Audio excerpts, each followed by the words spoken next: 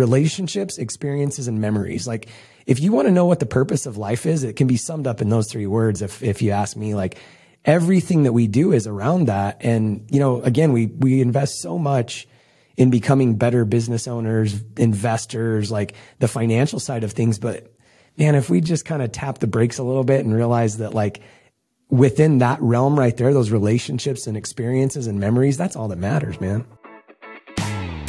Hello, everyone, and welcome to the Flow Over Fear podcast, where it is our mission to help you to rise above fear and realize your ultimate potential in leadership and life.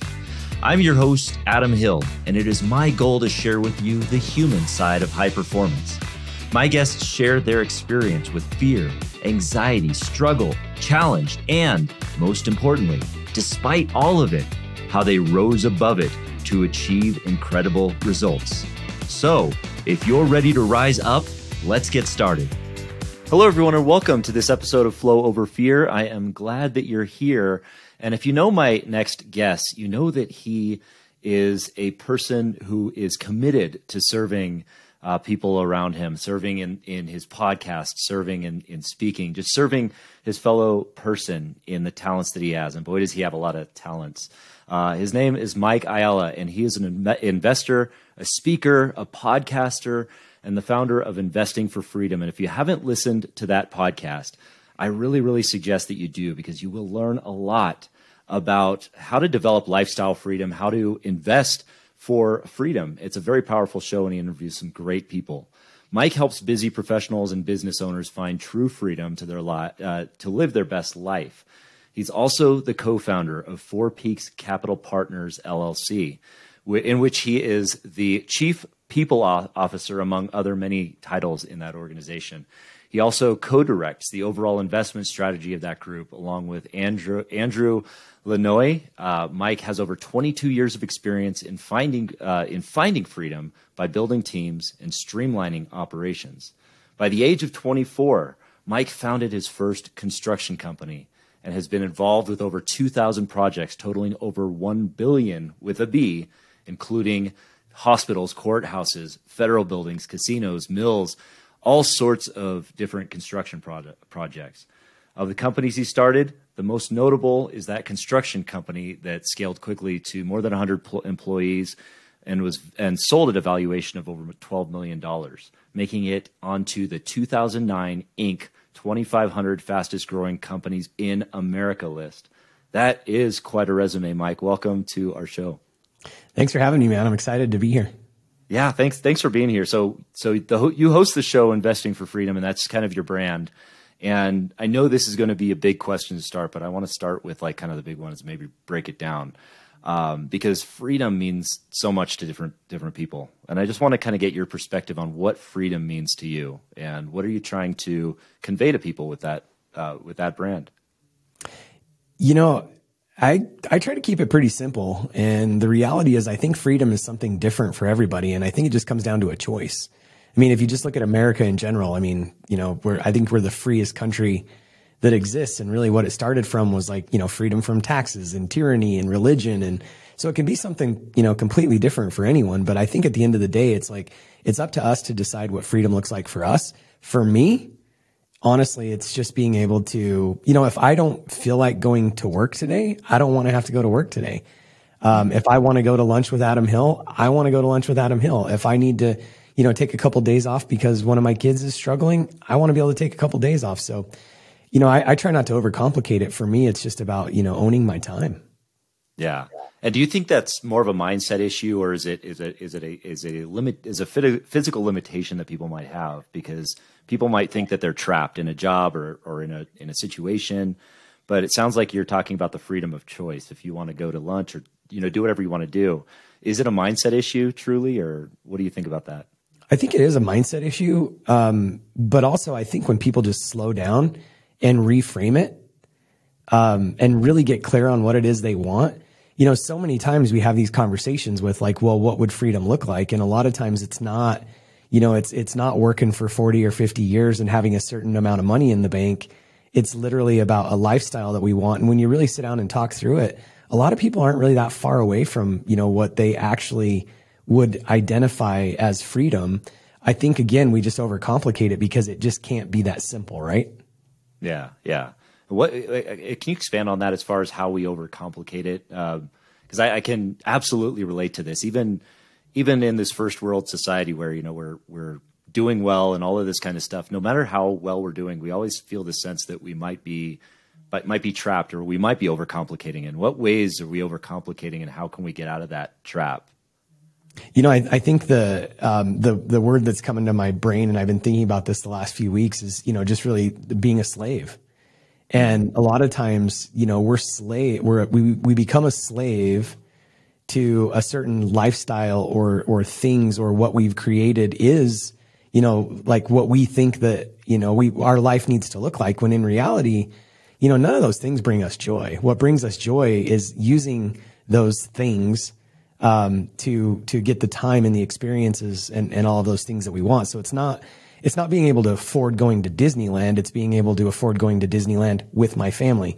And, you know, it doesn't, I don't know. I just, again, at the end of the day, I think we really overcomplicate it. But I think what happens is we get on this perpetual hamster wheel that I think we've been programmed for many, many years. And when you go back to that mindset, I think the challenge is tearing down those beliefs. I mean, years and years and years of, you know, go to school, get a job, go to college, your worth is found in XYZ. I can't tell you how many conversations I've had with people that are like, this is what my parents wanted me to be. And, you know, I hear it from guests all the time. And there's 4 questions that I, you know, kind of always go through. And the reason why it's not that complicated. The questions are really simple, but it brings out so many things about the way we think and the mindsets and, you know, what our parents instilled in us. And one of the things that I'll say just quickly is Kara and I have always really been yes parents. We've always tried to be like, what are our kids interested in? Like, what do they want their life to look like? And, you know, I know no matter how great we parent, we're going to screw our kids up because it's just like the human sickness. But the reality is the more or the less, you know, expectations that I can put on my kids other than values, you know, these values conversations around, you know, be a good human. I used to tell my daughter all the time, like, just make somebody smile today. It wasn't like, hey, you know, put your head down and make sure you bring home good grades. It was like, just make somebody smile today. So I think that's the real conversation that we need to be engaging in. But yeah, again, it's years and years and years of programmed belief, whether our parents put it on us, you know, whether our friends put it on us, whether it was the school system. I think we have to fight through that because I kind of feel like we're zombies, like we're programmed to be slaves. Yeah, I can totally relate to that. I love, and that's so fascinating because, you know, in saying that we're always going to kind of screw up our kids in some ways, that is almost like a freeing statement because it's so true. There's this ideal that we have, and I fall victim to this all the time with my kids that, you know, I don't want them to, you know, I don't want them to fall into traps or I want to shelter them or I want this to happen. And notoriously they're going to get upset with me. They're going to get upset with my wife over something. And, but it almost gets to like that freedom means letting go of perfection in some way, of this ideal of perfection and just almost accepting some of those things and making it simple for our kids. Does that sound like it's an accurate statement or? Yeah. And it's, you know, I mean, I love the name of the podcast, Flow Over Fear. And I'll tell you what, no matter how right you think you are in the way that you parent, and, you know, my kids are 22, 20 and 19 now. Tim will be 21 here in a couple of weeks. It's really easy to say that, you know, like, hey, you know, college doesn't matter. But, you know, I used to, up until a couple of years ago, I'd always say, well, the jury's still out because I think we did a pretty good job, but the jury's out. Like, we won't know. But they're really good humans. But man, that fear is always there. Like, are we screwing them up? And it doesn't matter how good of a job you do as a parent, that fear is always going to be there. But yeah, I think, you know, when we talk about being a yes parent, Kara actually says this all the time. Like, God is a yes God. Like, when you get clear on what you want in life, like the answer is always yes. We just have to figure out what's it going to take to get there. And this kind of goes back to the simplicity too around freedom and what do you want? Once you get really clear on what it is you want and you get your head down, I mean, how many times do we in GoBundance hear these stories? I saw a post today about a guy that's pretty new. I just saw it in the Facebook group and, you know, he set a certain goal and he's just freaking crushing it. Like he's already beat his 2023 goal and we're not even halfway through, you know, February. And so things are a yes when we get really clear on what it is. And so even back to parenting, it's like, we've always just tried to tell our kids like, yes, anytime we could say yes, it's a yes. And you know where this kind of came from too, just a quick little story. I mean, I remember, By the way we're parented and our limiting beliefs and the ideas that we bring with us, like we kind of, bring those together and marry those two things between your husband and your wife, and then, instill these either good things or challenges in your kids. But I remember, one weekend, our daughter Kaiten had a sleepover on a Friday night. And then the next day, she said, "Hey, can Kimmy or whoever stay over again?" And my wife was like, "No." And Kaiten, I'm just listening to this, and Kaiten's like, "Why not?" And Kara says, "Well, because you already had a sleepover one night, like one night a week's enough." And, we never like kind of debated in front of the kids, but I remember just asking her, pulling her aside, and I'm like, "Hey, are we doing something tonight?" And she's like, "No." And I'm like, "Well, why can't they have a sleepover?" And she's like, "Well, because one night." And I'm like, "Well, okay, if you're going to tell the kids, like, we probably should make sure we're doing something if it's an automatic no." And, those are the kind of conversations that Kara and I always just kind of, we're really good at doing this in our businesses and with our investments and, with our employees, with our business partners, like really kind of just having these engaging conversations about, why not? How could we be better employees? How can we be better investors? How can we, rally the troops and create, good culture? But we're not very good at really challenging our core beliefs when it comes to parenting and, marriage and just the way that we really believe in our most important unit, like the most important, the reason why we do everything is these people that are home and our inner circles, our friends, our relationships. I bring it down to something really simple. It's, in my mind, it's REM, which I used to love the band REM, but these three things, right? Relationships, experiences, and memories. Like if you want to know what the purpose of life is, it can be summed up in those three words. If you ask me, like everything that we do is around that. And, again, we invest so much in becoming better business owners, investors, like the financial side of things. But man, if we just kind of tap the brakes a little bit and realize that like within that realm right there, those relationships and experiences and memories, that's all that matters, man. Yeah. Yeah. That's so huge. I love that. I love that REM, as I'm a big fan of that band too. Yeah. You just reminded me that I need to go listen to some REM later today. Cause it's been a while. But I want to kind of touch on this yes parent idea.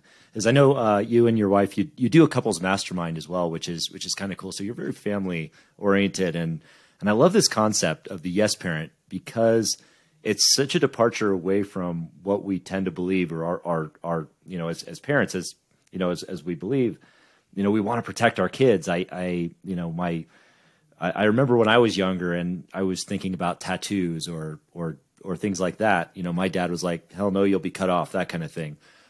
But, nowadays, of course, I have a tattoo and I didn't, and everything's okay now. But that was a different belief than what our parents' generation had. So how do we, I guess, discern what the appropriate yes is in that case and know when we're challenging that status quo and bringing an opportunity for our kids to grow? I think just pausing and I think just shifting. Because I would actually say that the majority of your audience and listeners are probably a default no when it comes to parenting. Yeah. Because again, I don't think we're putting enough energy and effort into really debating in our own minds and maybe even as a couple, like what are the values that we're trying to instill here? And so I think just pausing and saying, is this just my default no, or is there an actual reason? If it's obviously a safety thing or a values thing, and, the tattoo thing's it's a great thing. So, I have a tattoo on my arm. It's an anatomical heart. Nice. My daughter asked me when she was 17, we were on a road trip and she said, "Hey, can I get a tattoo?" And we knew she'd been talking about tattoo for a year. No, when you're 18, you can get a tattoo. Like, I'm not anti-tattoo. Right. I'm just like, when you get to the point where, and there's nothing magic about, being 18 or whatever, but we were even like in Colorado and they're like, you need your parents' signature and all this stuff. And I'm like, no, just wait until you're 18. And the minute she turned 18, she said, "Dad, you want to get a tattoo with me?" And I said, "Sure." And I said, "Whatever you design, wherever you're going to put it, I'll put the same thing." So I got this anatomical heart. I think it's just really looking back at like, what, and this is different for everybody, but like, what are these values decisions? There's actually a guy that I really admire, who's a very, very successful person. I won't mention their name, but I heard him say the other day, like, he was talking about like his kid and the way that his kid answers the phone. And man, he was just being so legalistic about this conversation. And I was just like, man, we're all going to screw up our kids no matter what. But I'm telling you, when you hear these kind of conversations where we just expect perfection from our children, it really puts a spot in me. So I think that was a roundabout way to say this. I think you just have to like really measure everything that you're saying against your values. When do you say yes? When do you say no? It's no different. Karen and I have always said, like, even in marriage, like, it's just pick your battles. Most of the things that we argue and fight about don't matter. Most of the things that we tell our kids no for are just our default no, get out of my way, I'm busy right now. It's those kind of conversations that generate the majority of our default no's. And really, if we just paused and thought about it, it's probably we're saying no because it's an inconvenience to us, or because it's just programmed in us, or I don't even think most of it's around trauma or any of the other issues. It's just, I think we're lazy. I think we just are lazy parents and people. That's a good point, and very honest, because I know that I'm a default no. I could see that in myself now, and you've given me a lot to think about. And it's consistent with what I've heard a lot, through interviewing other people on this show, is just frankly, a lot of the decisions we should be making are consistent with our values. And that probably leads back to that idea of what freedom means. If we're free to live our values, we're aligned. If we're not living our values, we're probably in that slave zone. So we have to be really, really careful about that. And I want to go back a bit too, and learn a little bit about kind of where you came, how you came to be the Mike that's here today. Because you're very successful. You've done a lot of great things. I mean, you've built some successful, really, really great companies, and you're serving the communities as well, which is really important. How did that mindset shape in you that you wanted to build businesses, and what was that?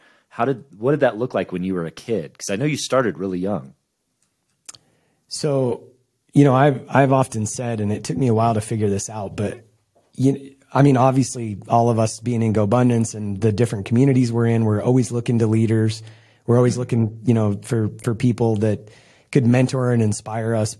But I'm a firm believer that you can learn just as much from negative experiences as you can positive ones. And, back to the parenting for a second, like, I don't want to, I'm hoping that I can, minimize the amount of negative experiences that I teach my kids. But my dad was, he was an alcoholic. He was a drug addict. He was in and out of our lives. He was abusive.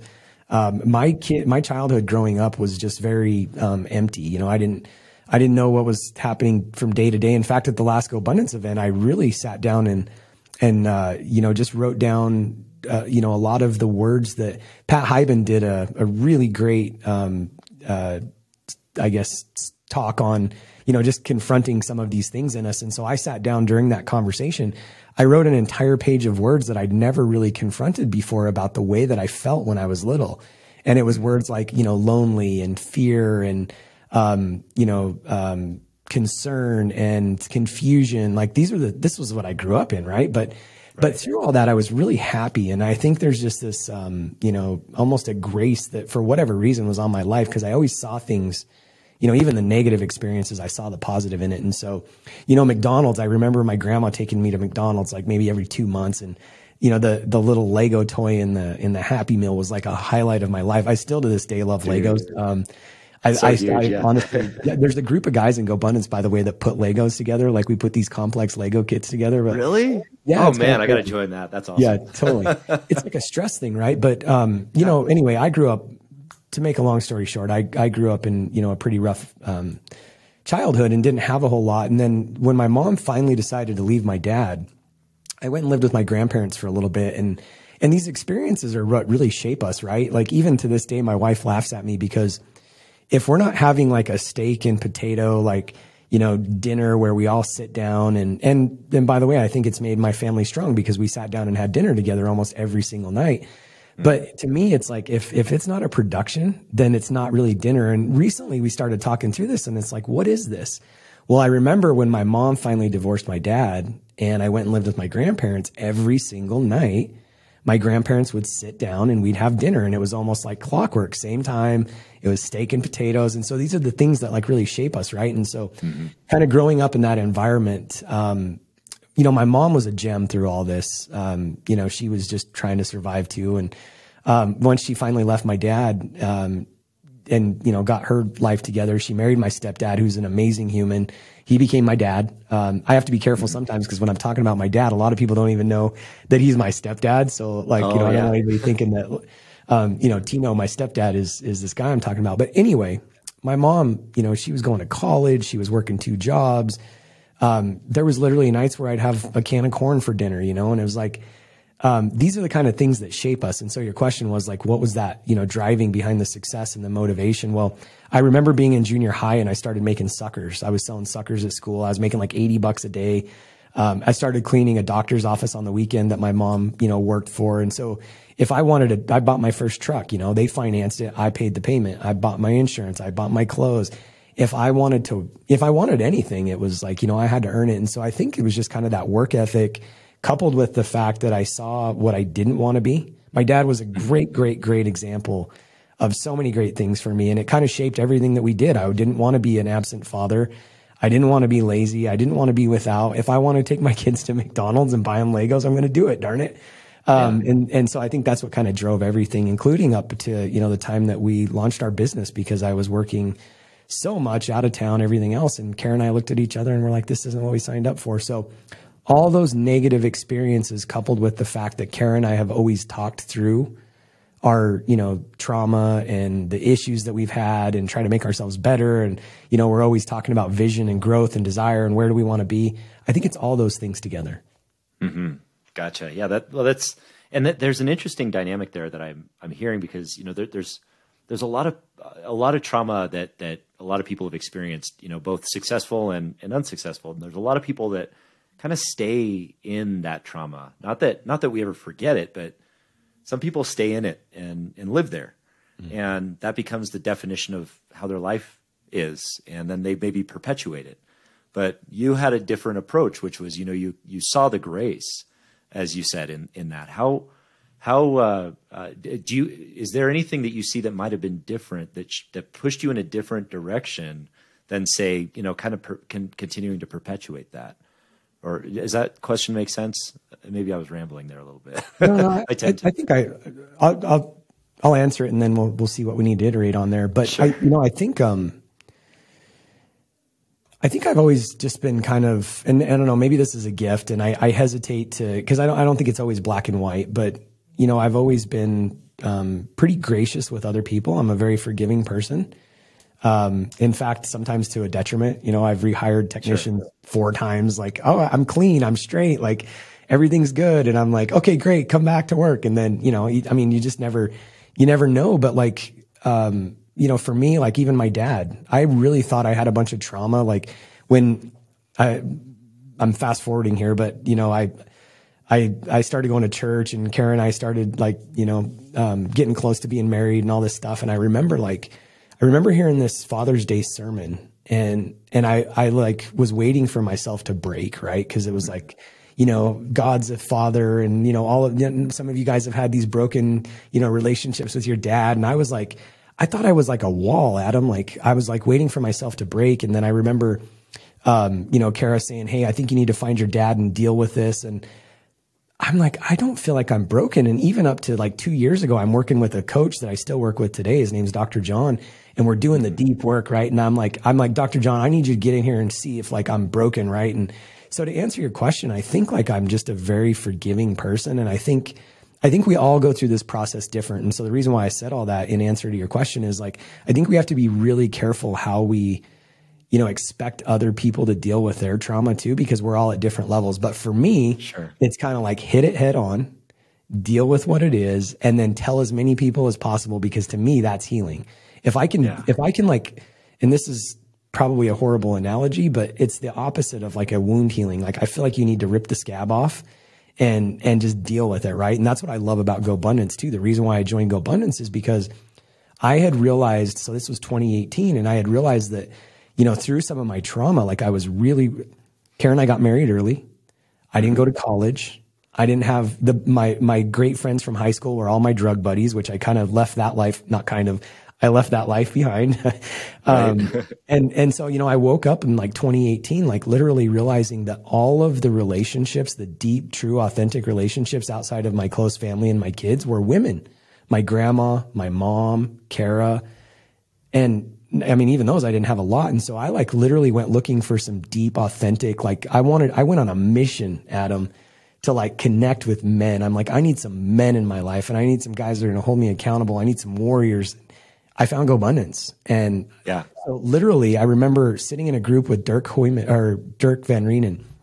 And I remember giving my Go talk. And it was the first time publicly that I ever shared about my dad. And it was so healing and dude, this was like 4 years ago, right? So this isn't like 18 years ago. It was the first time that I publicly shared about my dad outside of like, you know, an intimate circle. And I remember my voice was like cracky, and Dirk's like, Mike, are you nervous? I'm like, bro, I'm about to share something that I've never shared before. And I set a goal of one authentic relationship per quarter. I said, I'm going to find one go bro, and I'm going to go deep with him. And dude, you fast forward and it's like, I have hundreds of amazing guys that just support me and surround me. And so that's what I said, rip the Band-Aid off, deal with whatever it is, and just hit it head on. We're so scared of, you know, not only that hurt coming back up and dealing with it, but also like, what's it going to manifest? And am I going to, you know, in turn, am I a monster? I think we're scared that, you know, whatever happened to us, I'm going to be that same person. And it's like this shame and all the things that we deal with. And I'm telling you, just hit it head on. Make sure you're surrounded in a community that loves you, and figure it out. And that second part's really important, because when people try to deal with this stuff on their own, that's when we go down these dark holes where, you know, because pulling that scab off, man, it's going to open some stuff up that you really need to deal with. And so make sure that you have either professional help or a community of people that, you know, understand you and will support you. And I'm not going to speak for you, but if anybody needs help, I mean, just reach out, because this stuff's tough, man. But when you really start dealing with it and you're surrounded, you know, with a community of men or women or whatever it is for you, that's what really matters. That's so huge. Yeah, I love that, because the community aspect that's just one of the biggest sources of healing ever. I mean, for me in particular, coming from an alcoholic background, you know, I had all of this fear, all of this anxiety, and I've shared this a number of times before, but you know, the fear, everything about that, everything with growing up with anxiety and all of this intense fear and these panic attacks made me feel like I was alone. I felt like I was crazy. I felt like nobody would understand this, and that there was just no conversation about it. But the second that I joined a community, and the second you get authentic with that community and you could trust them, there's just this huge healing process that begins to occur, and all of that just lifts off.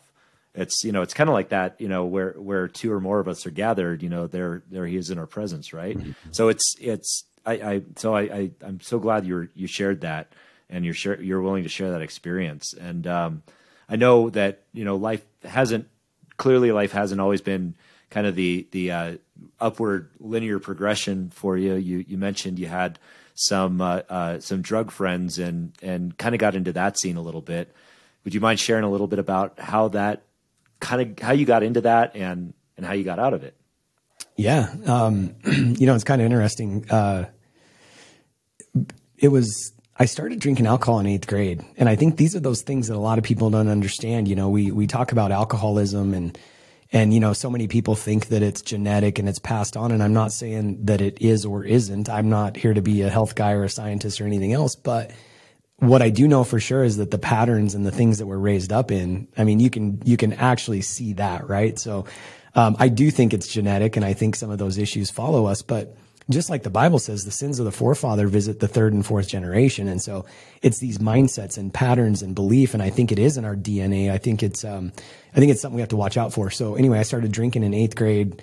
You know, my parents always said, hey, you're traveling around with the wrong group of kids. And I always kind of laughed to myself, and I never said this out loud, but I was like the instigator, and my parents thought it was all my friends. Right. And, freshman year started doing drugs. And then, you know, I mentioned this, but I was always a hard worker. I mean, even doing drugs and everything else, I always showed up to work. I didn't call in. I didn't miss work. Some of my earliest mentors were my bosses. My first actual job was at Denny's. And I mean, I started smoking weed with the manager, and I was hanging out with adults. And so you fast forward my junior year, I was working, finals. And this is the other crazy thing. I always kept my grades up while working, while partying. I was just that guy that could kind of juggle a lot of things. And at this point in time, I'd been promoted to a cook. I was working on the cook's line with this guy. I won't say his name.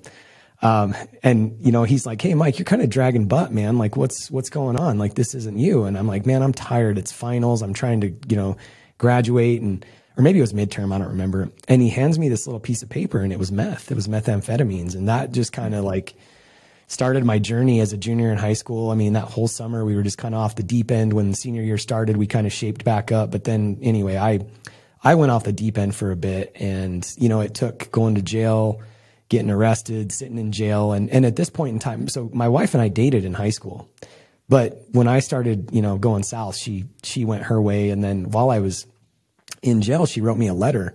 And I think this is kind of important, because this is where this kind of goes back to what we were saying before too, about community and, you know, being surrounded. She wrote me a letter when I was in jail, and she said, "Hey, you know, I never went to church. I wasn't around God. Nobody told me about God. You know," and she said, "Hey, I committed my life to God, and I've been going to church." And she brought me a Bible, and I start like reading my Bible in jail. It's almost like I was set up, man. I'm like, what the heck's going on here? So I get out of jail, and you know what she said to me though, in a letter that she wrote me, she said, "Hey, my parents said that if you need anything when you get out, they're here for you." And I was like, Adam, if you knew the way that I treated this girl in high school, and like her parents were pretty straight edge. And I was like, this is the weirdest thing that they're like, even, you know, like they were showing me the love of God at that point in time. And I just didn't even see it yet. I got out of jail and started going to church and really just kind of cleaned up my life. And this is the point that I wanted to make. I've said this so many times, and, you know, with your background and my background, you can't help an addict, or anybody for that matter, until they're ready. But when they're ready, they need a community. And that's the thing that I've hung on to for so long, because my parents had a restraining order on me. I literally had stolen. I mean, I couldn't even see my family because I was such a bad person. And when you're in that spot, it's about everybody else, right? But when I realized that, like, I had ruined back to relationships, experiences, and memories, I had ruined everything that I had in my life. And when I really looked in the mirror and said, you know what, this is me, and I was ready, there was a community of people that could see that I was ready. And the only one that can't see when you're not ready is you.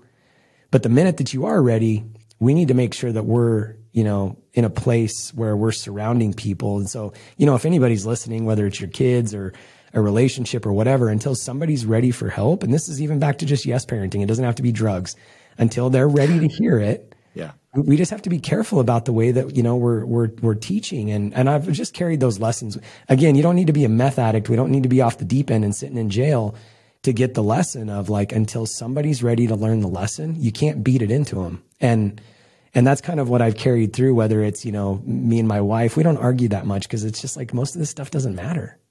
Wow. Well, I appreciate you sharing that, because that's really, really powerful. One of the things that I got from that too is that you shared earlier that, you know, you grew up with a lot of grace and you grew up with this forgiving nature.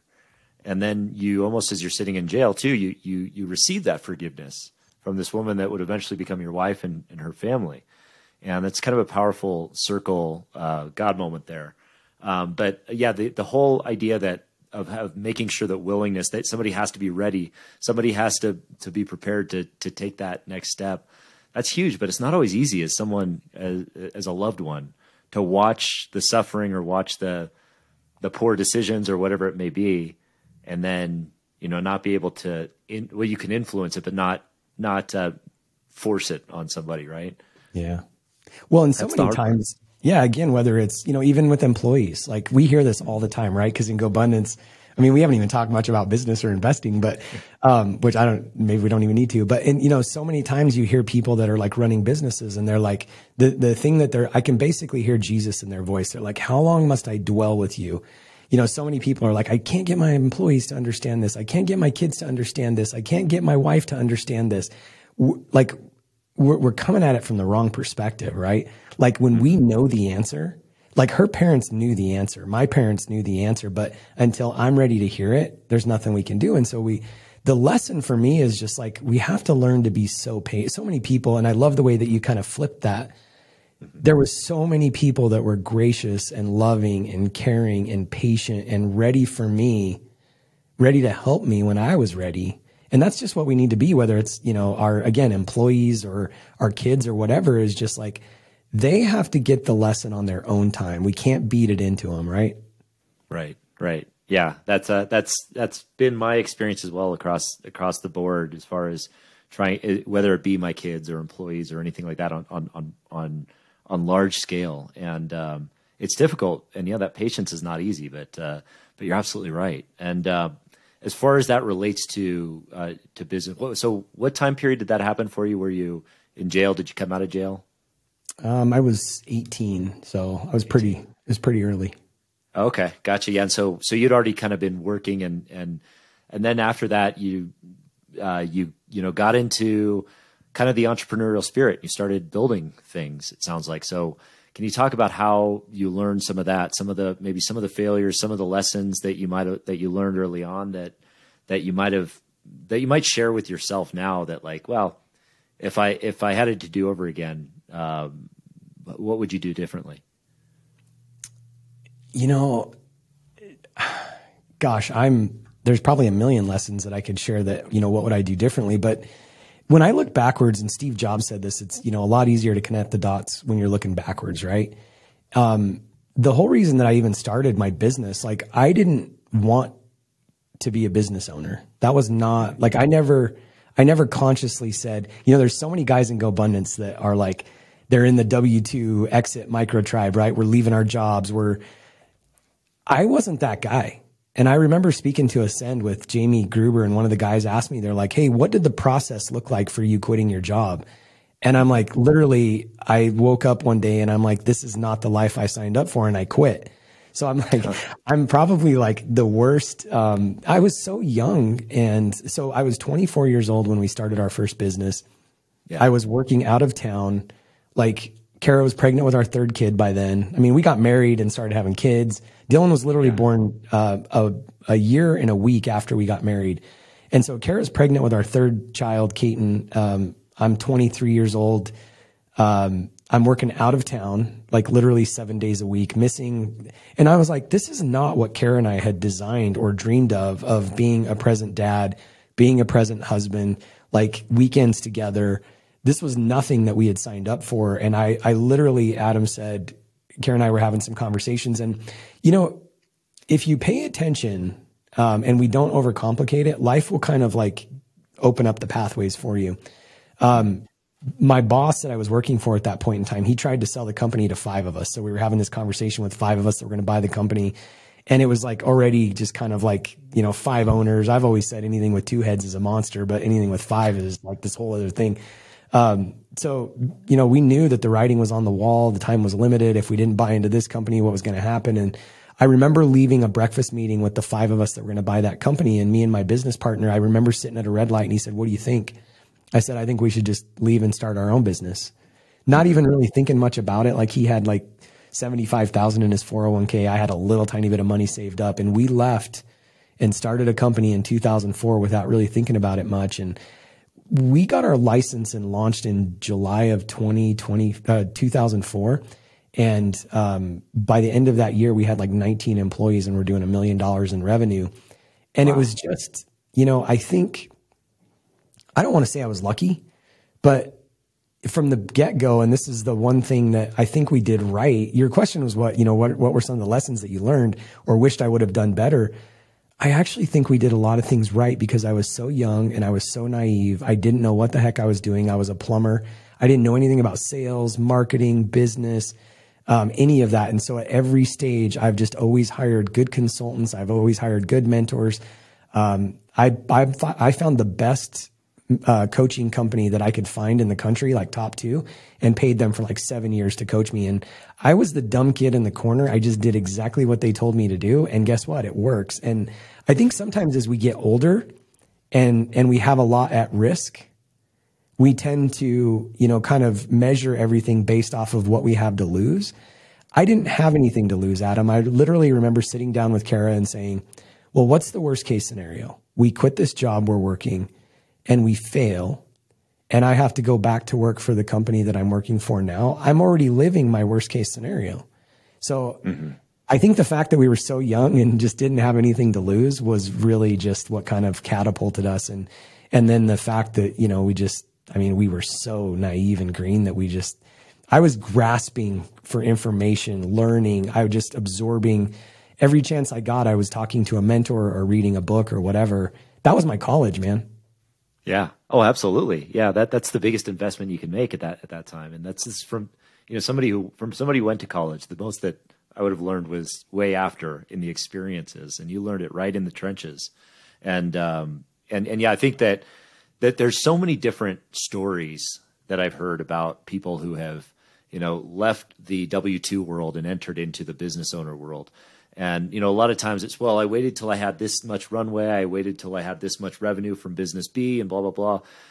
But yeah, this is a great example of kind of that leap of faith, where you're just like, well, this isn't the life I want. And what was it, just a belief in yourself? Like, did you have this? I know you mentioned that you didn't have anything to lose, but there had to be some like real belief in what you could achieve on your own. Did that come into play? I think the life that I grew up with too, as a young guy, and, working at such an early age, being surrounded by adults. I think I grew up fast. And I think that's part of it too. I didn't have a lot of fear. I'll figure it out. My dad used to say this all the time. My stepdad, he used to say, if man built it, I can figure it out. And I think there's kind of if somebody else can do it and just give me the roadmap, I can figure it out too. Like, and I again, this is really, really simple. We started talking about just like the freedom formula, right? I don't think it's that complicated. Right. And I think it's just that too. It's like, if somebody did it before me and I can just unpack how they did it, I can figure anything out. It's getting past the fear and the security. And by the way, security and risk are at odds of each other. Security and freedom are also at odds of each other. And I think that that's the thing that I've been having this conversation so many times lately with different people. It's like, you can't have security and freedom. I mean, they don't, I feel like they're at odds with each other. And so many of us are looking for security. I remember Robert Kiyosaki saying that the scariest thing that he could do is wake up January 1 and know what he was going to make by the end of the year. Right. And like when you look at security, I mean, when I was sitting in jail, that's security. Three square meals, like a roof over your head, like that's security. I'm looking for life on my terms. And again, I don't think it's that complicated. If I really want to if I get clear on what it is I want, and then I go find somebody who's already doing it, whether it's information, whether it's a coach, whether it's a consultant, whether it's just a mentor, just unpack what they did and just do it. Yeah. That's huge. That's great advice, because I mean, as long as you can be a good rule follower or framework follower, if there's a framework that you are good at following, and it sounds like knowing your talents was an important part of that, being able to unpack what other people had done, following the mentor's advice. And again, it comes back to what you've already said, which is community. You found that community of mentors or teachers or things that would have helped you. And there is certainly an element of humility in that. And so you evolved that business really quickly. The first year you were already into 7 figures, sounds like. How did that continue to evolve? Did you, was it pretty much like, oh, now it's just, it's going gangbusters for, from then to now, or was there any kind of, moments where you had additional fear or insecurity that you experienced? Yes, up until yesterday. Today hasn't been scary, but it never ends, right? Unless again we get comfortable and stop taking risks. And there was plenty of scary times. I mean, 2007, we had a gold mine shut down, owed us like $400,000. We're heading into 2008. That was a lot of money for me back then. It was the first time that I had to bring a mentor in and sit with my controller for 2 days and figure out how we're going to, deal with all this debt. And I had to look 35 employees in the eye right before Christmas and lay them off. And, you spend all this time like trying to build these amazing teams and people. And we spend all this, money on training and try to build just an amazing culture. And then, wake up a year and a half later and look everybody in the eye and say, hey, I know it's Christmas, but not only are you not getting a Christmas bonus, you're getting laid off. And then, try to, like literally you're in survival mode for saving your business. I mean, that's happened to me a couple of times. I've, thankfully never went bankrupt. Most billionaires said they, went bankrupt by the time they were 30. So I don't know if I'm ever going to make billionaire status, but, it's hard, man. It's really hard. And I think you just have to just always be figuring out, what's the next right thing. And there's a couple things too that, Zig Ziglar said you can have everything you want in life if you just help enough other people get what they want. And so I think just leaning forward with that, there's so many people, Adam, that will help us, that will give you all the knowledge and information that they have if you just ask. And I think it goes back to being authentic and leading with that value. Like Zig said. When we interrupt this program, just to note a little change in our environment here. We had a little bit of an internet snafu, and you'll see that Mike's background is a little different. He's had to change studios, so but we're back, and we're going to pick up right where we left off. So apologize for the inconvenience, but we'll head right back into it. So yeah, Mike, you were talking about some of the setbacks you had, ironically, when an internet setback happened. So can you kind of elaborate a little bit more on maybe that, some of the setbacks you had after 2008 and those times? Yeah. So what I think I was really chatting about was the fact that, right around Christmas time there was literally a guy that we had worked so hard to recruit. He worked for 27 years or something like this for a big company that was one of our actually main clients. And, he came on board, was building out our mining division. And I literally had to look him in the eyes and like lay him off before Christmas. It was like one of the hardest things I've, ever done. And anybody that goes into business, you're going to deal with these ups and downs. And it's, every time you just try to get a little bit stronger and learn the lessons and move on. So I've been through several of those. But, I think the good thing, and this is kind of, part of the theme that we were, really chatting about today, as we gain mentors and consultants and we grow through these experiences, I mean, it kind of prepares you for the next level. And I think that's the thing that people need to understand. It doesn't get easier. And I say this often, like life, business, all the challenges that come at us, they don't get easier. Hopefully we get stronger. And I think that's what really separates, the people that keep going and keep moving from those that don't. It's just every single time, you put another notch in the belt and you just learn the experiences and you just got to get better every time. But it's definitely not easy. And that goes back to what we were talking about with community and support and authenticity. And, that's why we're such fans of GoBundance, because we get to be raw and real, man. And it's hard. This stuff's not easy. Yeah. Yeah. It really isn't. And I mean, especially the part where we feel like we're hurting other people. I mean, when we're building those teams, as you were saying, and then we have to face those challenging outcomes, but for the whole of the good, we have to make a few difficult decisions. But I love that part where, you say that even though it's not easier, we can get stronger. And that's an important part. I hope that all of the listeners will take to heart, because if we're not leaning into the hard things, then we're not growing, and nothing will ever, and what we think is easy now is just going to become harder later. Yeah. So we have to lean into the hard things and become better. So if you could like give any kind of lessons for, maybe getting over fear, rising above fear, having a new relationship with that, what would that be? I'll touch on fear, but we've kind of talked about this through the episode too, with grace and forgiveness. And, just even like what you were just touching on, we have to learn to be graceful or gracious, give ourselves grace. We have to learn to forgive ourselves too. And, even when we were talking about like what I went through in 2008 and had to lay employees off, it's probably not the last, it was definitely not the last time that we had to deal with that, and probably not the last time. And so, you just have to understand that, we do the best we can, and it's easy for us to, well, maybe not easy, but I try to forgive others, but having that same grace on ourselves is important. And when we talk about fear, it's those lessons too. Sometimes, I mean, even right now, I feel like I'm in a season where, we're getting ready to scale and really grow some things. And I've made a lot of mistakes, man. And every time we put the opposite notch in our belt where, we've been scared or we've made mistakes, or we don't want to go into hiring mode again, because I remember what happened in 2008, and I remember what happened in 2016, and I remember what happened in 2020.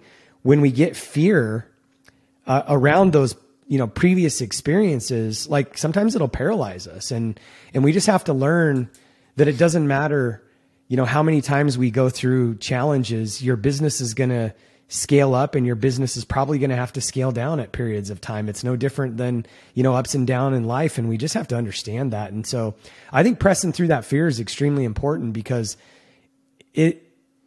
we could shrink back and just sit on the couch and never do anything. But I don't think that's the life we're looking for. And even like we started the show on freedom, getting really clear on what your goals are, I'm pretty sure that they're not associated, with some things that are not scary, that are not overwhelming, that there isn't some fear on the other side of it. And one of my mentors early on, I was actually a pastor in one of the churches that I went to a long time ago. He always said, if you're going through hell, don't stop. You got to keep going. And that's the thing when it comes to fear, we're all experiencing. There's not a day that goes by that I'm not scared about something that we have going on. And we can either be overwhelmed and overcome by that fear, or we can take it for what it is. I'm in new territory. I'm doing things I've never done before. I've surrounded myself with people that are good. I heard Norman Schwarzkopf say this one time, like, if you've built the right team around you, you're going to make mistakes, but you got to know that as long as you're surrounded by the right team, you'll take those mistakes, you'll work through it, and you'll turn it out for good. So, if you're experiencing fear, maybe you're in the right spot and you just need to learn how to move through that and keep going. So if you're going through hell, don't stop, just keep going.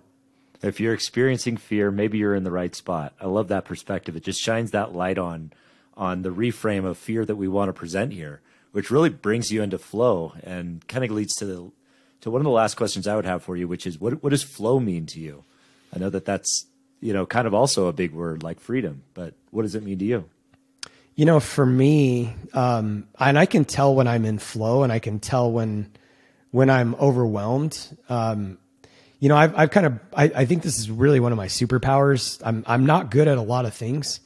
And I don't think many of us are. And, we go through seasons where we're growing and maybe you don't have enough money in your business or resources, or, maybe you're stuck in a W-2 job or wherever you're at and you feel like you're not in flow. I think what we really got to do is tap into what are our true, what are the 1, 2, 3 things that only Mike, only Adam, only the listeners are really, really good at, and try to offload the other things. Because what I've found is it doesn't matter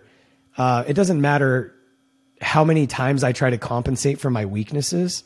If I'm spending 70% of time, 80% of my time in areas that I'm not strong, it's going to be really hard for me to get into that flow state that you're looking for. And so for me, flow state is just getting really connected with the things that I'm really good at and trying to stay in that arena. I feel that's the fastest and best way for me to tap into flow. And by the way, if I'm if I'm trying to do administrative, I'm a visionary at my core. I'm not even great really at operations and getting in the weeds on teams. If I'm trying to do that, there's no way I'm getting into flow state. So, I think the fastest way to get into that is find out what your giftings really are.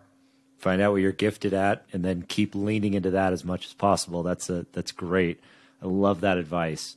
And so your companies, you have Investing for Freedom. You also have Velocity Ventures, venture partners. Can you talk a little bit about that piece of it and what you're doing there? Yeah. So I realized a couple years ago, with Velocity Venture Partners, and I think your audience will recognize this, there's seasons in life.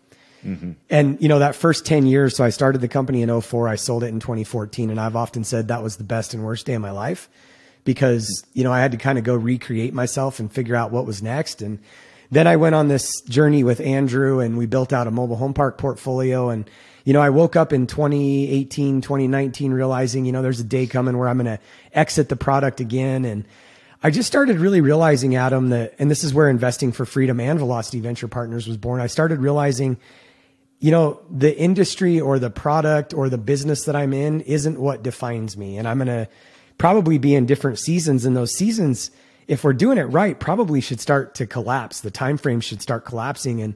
And so what I realized is I needed to build out Velocity Venture Partners in a small team of partners where, we're basically a small private equity group. We can get involved in different verticals rather than every time we go into construction industry, we go into mobile home park industry, we go into, HVAC companies, whatever it is. I don't have to reinvent myself every time. I've got my private equity group. Even if I team up with other groups, we can do joint ventures. And so that's what Velocity Venture Partners is. It's just my private equity group that I plan on utilizing for the rest of, probably my career to get involved in whatever industries and wild hairs we come up with. That's so great. That's so great. Well, congratulations on, you're scaling and you're diversifying on that front. And let me ask, and so people, to the listeners out there, if you're interested in that in Mike's private equity firm, it's velocityventurepartners.com. So check that out. And if I may ask, because you mentioned mobile home parks was kind of your jam for a while. So what led you to that? I have to go way back to 2005. I was working with a consulting company, and I was at an annual planning event, and my head coach was actually speaking, and he said, if your business isn't helping you achieve your personal goals, you just own a job. And so then my wife and I set this goal of 2 income producing properties a year. We bought 2 single families, and then a mobile home park deal fell in my lap. I bought the first one, and I did a lot of different real estate investing. We ended up buying 45 single families, 5 mobile home parks. We had 3 commercial buildings that we had bought by the time we exited the company. And honestly, of all the asset classes, I just really like that asset class because it's affordable housing. There's not enough, inventory. The demand for affordable housing is always there. I learned how to manage it just by rolling up my sleeves. And so, that's kind of how we got started. And I've just always loved it.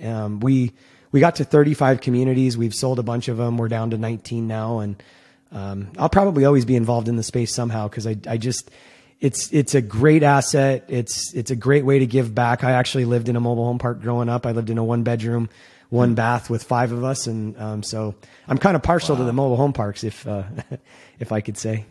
Yeah. Well, that experience, it probably made you a better, not just a better, investor in that space, but also probably a better, servant to the people that you were housing, which is incredible.